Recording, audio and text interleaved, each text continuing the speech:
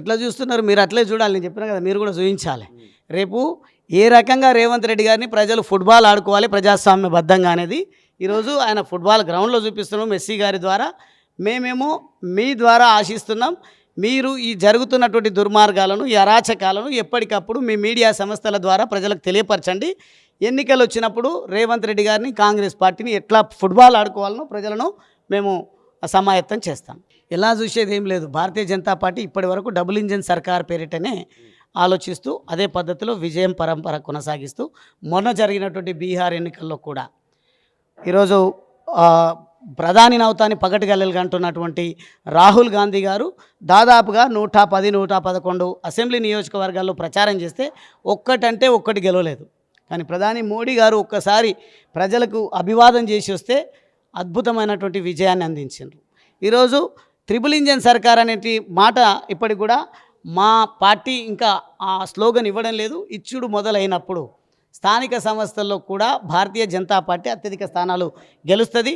నేను ఈ మాటను అంటూ వస్తూ ఉన్నా కాబట్టి నా నియోజకవర్గంలో మొదలుపెట్టిన రాష్ట్ర వ్యాపితంగా కూడా మా పార్టీకి స్థానిక సంస్థల విషయంలో, ఎందుకంటే దుర్మార్గాలు ఇంత జరుగుతున్నాయి, ఒక రకంగా లక్షల కోట్ల దోపిడీ రాష్ట్రంలో జరుగుతూ ఉంది, రాష్ట్ర ఖ్యాతిని అబాస్పాలు చేస్తూ ఉన్నారని మా పార్టీ రిపేర్ అంటే ఏదైతే డ్యామేజ్ చేస్తూ ఉందో కాంగ్రెస్ పార్టీ, దాన్ని ఎట్లా పూరించాలని దానిపైన మా అధినాయకత్వం దృష్టి కేంద్రీకరించి పోరాటాలకు సిద్ధమవుతున్న ఈ తరుణంలో అంది వచ్చిన ఈ అవకాశాన్ని, ఎందుకంటే బీసీలకు అన్యాయం జరిగింది, 42% రిజర్వేషన్ ఇస్తే ఖచ్చితంగా అద్భుతంగా స్థానిక సంస్థల ఎన్నికల్లో, ఎందుకంటే బీసీలకు అత్యధికంగా భారతీయ జనతా పార్టీ వైపు ఉన్నారు.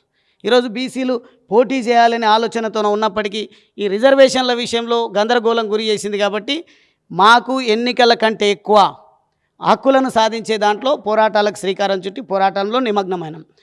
మా నియోజకవర్గంలో అచ్చంపేటలో కాంగ్రెస్ ప్రభుత్వం వచ్చిన 2 సంవత్సరాల్లో ఏమీ వరగబెట్టింది లేదు. స్వయానా ముఖ్యమంత్రి గారి గ్రామానికి రోడ్డు వేస్తే భూములు కోల్పోయినటువంటి రైతులకే నష్టపరిహారం చెల్లించలేదు.